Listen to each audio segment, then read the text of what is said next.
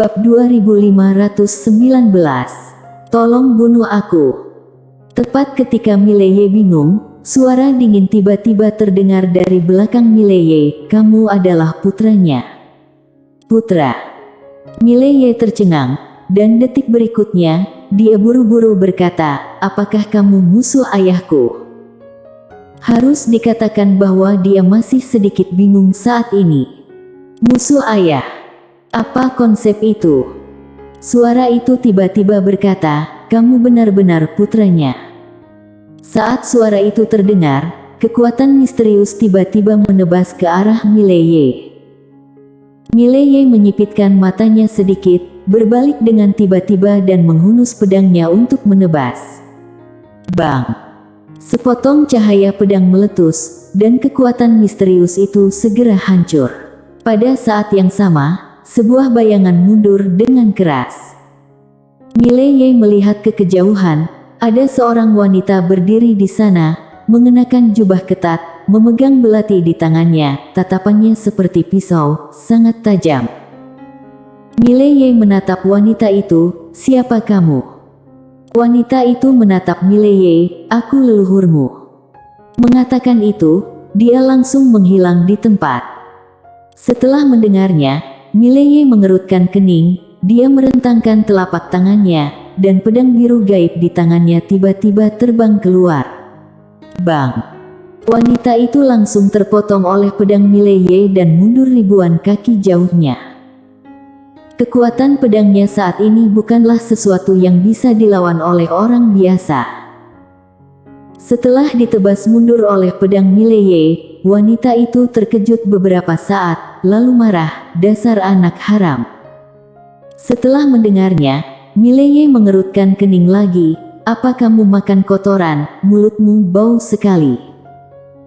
Wanita itu berkata dengan galak, "Kamu adalah putranya. Kalau kamu bukan anak haram, lalu apa?" Setelah suara itu terdengar, dia tiba-tiba melompat dan menebas Mileye dengan tebasan. Ketika tebasan itu jatuh, ruang hampa di atas kepalanya terkoyak, kemudian cahaya pisau dirobohkan. Ekspresi keganasan melintas di mata Mileye, dan dia menutup matanya perlahan. Detik berikutnya, bagian ruang waktu tempat dia berada segera menjadi tidak nyata. Tebas.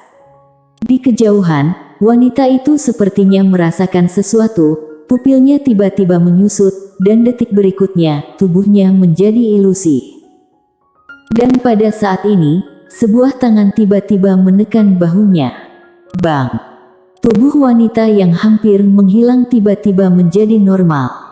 Pada saat ini, sebuah tangan tiba-tiba meninju ke depan. Bang! Suara retak tiba-tiba terdengar dari lapangan, dan kemudian, Mileye di kejauhan dengan cepat memblokirnya dengan pedang horizontal. Bang! Mileye mundur ribuan kaki dalam sekejap dengan pedang di tangan. Setelah Mileye berhenti, dia melihat tidak jauh. Di belakang wanita di kejauhan, muncul wanita lain. Wanita ini persis wanita berkeranjang bambu yang dia lihat sebelumnya. Wanita ini lagi. Mileye mengerutkan kening. Di kejauhan, wanita di samping wanita berkeranjang bambu tiba-tiba berteriak dengan marah, "Paman seperguruan, bunuh dia." Paman seperguruan. Mileye melirik wanita yang agak gila itu, tapi tidak berbicara. Wanita berkeranjang bambu menatap Mileye dengan dingin, lalu menoleh ke wanita itu, "Pergi." Wajah wanita itu penuh kegilaan, "Paman seperguruan, kamu sangat kuat, kenapa kamu tidak membalaskan dendam untuk perguruan kita? Apa yang kamu takutkan? Perguruan."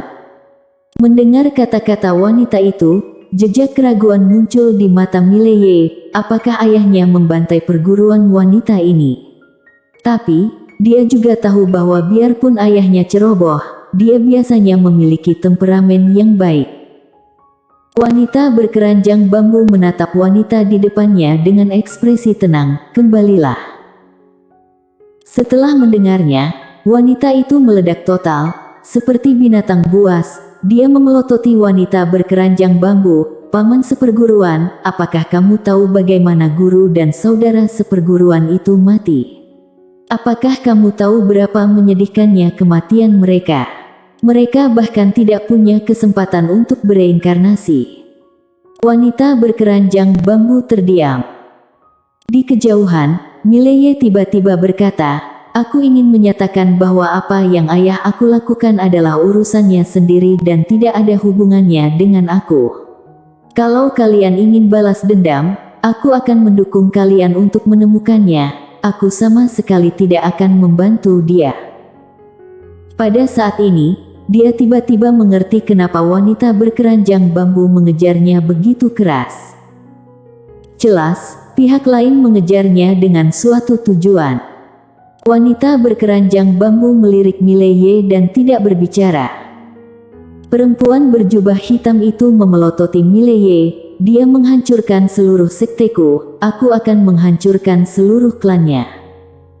Mileye sedikit mengernyit, "Kenapa kamu bertingkah seperti anjing gila?" Perempuan berjubah hitam itu menatap Mileye, "Dasar bajingan. Seluruh keluargamu bajingan."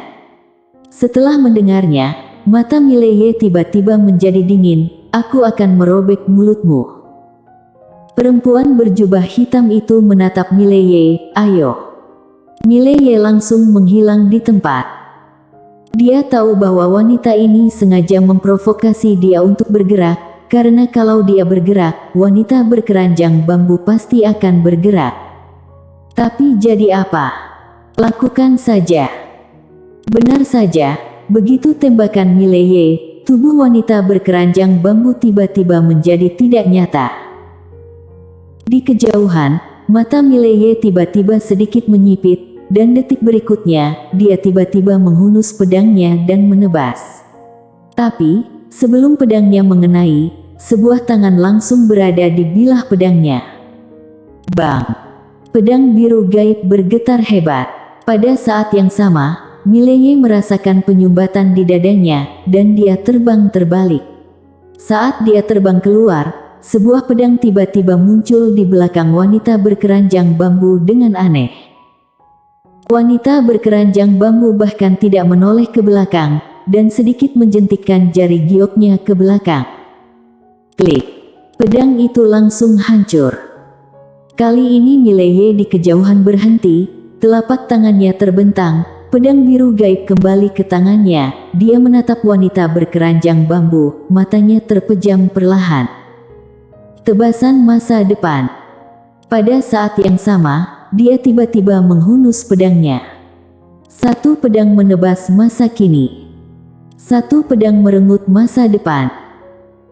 Di kejauhan, wanita berkeranjang bambu sedikit mengernyit, dan detik berikutnya, matanya perlahan tertutup, dan detik berikutnya, dia tiba-tiba mengulurkan dua jari, dan kedua jari ini langsung menjepit pedang biru gaib milik Mileye. Tapi hampir di saat yang bersamaan, sebilah pedang jatuh tepat dari atas kepalanya. Wanita berkeranjang bambu tiba-tiba berkata, "Berhenti." Bang! Pedang di atas kepalanya segera berhenti, lalu terbakar. Saat ini, wanita berkeranjang bambu tiba-tiba membuka matanya, dan kedua jarinya yang menjepit pedang biru gaib Mileye tiba-tiba mengerahkan kekuatan. Bang! Kekuatan dahsyat langsung menghantam Mileye di sepanjang pedang biru gaib. Bang! Mileye mundur puluhan ribu kaki dalam sekejap, tapi dia aman dan sehat. Tubuh fisik perkasa. Wanita berkeranjang bambu melirik tubuh fisik Mileye, alisnya sedikit mengernyit, dia cukup terkejut saat ini, baru berapa lama. Tubuh fisik pria ini menjadi sangat kuat. Di kejauhan, Mileye melirik ke arah wanita berkeranjang bambu, detik berikutnya, dia menghilang di tempat lagi. Wanita berkeranjang bambu sedikit mengernyit, dia tiba-tiba berlari ke depan, lutut kanannya terangkat tiba-tiba dan menyodok ke atas. Bang! Di mana lututnya mendarat, potongan sungai panjang waktu langsung tenggelam, dan pada saat yang sama, sesosok terbang keluar dari potongan sungai panjang waktu. Itu Mileye. Di kejauhan, Setelah Mileye berhenti, noda darah perlahan meluap dari sudut mulutnya. Mileye menatap wanita berkeranjang bambu di kejauhan. Ruang waktu cekung di depan wanita berkeranjang bambu belum sembuh. Mileye menyipitkan matanya sedikit. Wanita ini mampu mengguncang penghalang sungai panjang waktu. Kekuatan ini bukan kengerian biasa. Tapi jadi apa? Tidak ada rasa takut di mata Mileye. Sebaliknya, ada semangat juang yang tanpa batas. Pada saat ini, wanita jubah hitam di sebelah wanita berkeranjang bambu tiba-tiba menghilang di tempat dengan aneh. Mileye menyipitkan matanya sedikit dan tiba-tiba menghunus pedangnya dan menebas. Bang! Sepotong cahaya pedang pecah, wanita berjubah hitam itu langsung terguncang ribuan kaki jauhnya. Setelah wanita berjubah hitam berhenti, dia menatap Mileye, tatapannya seperti pedang, seolah ingin memotong Mileye menjadi beberapa bagian. Bukankah kamu ingin merobek mulutku? Tolong robek. Mileye menyipitkan matanya sedikit, dan detik berikutnya, matanya secara bertahap mulai berubah menjadi merah darah.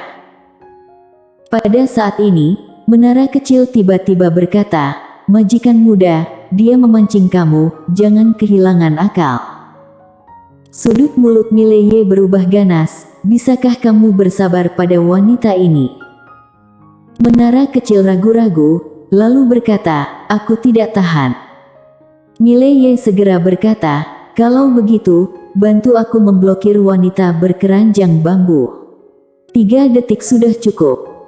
Sambil berbicara, dia langsung memanggil menara kecil, lalu dilempar ke wanita berkeranjang bambu.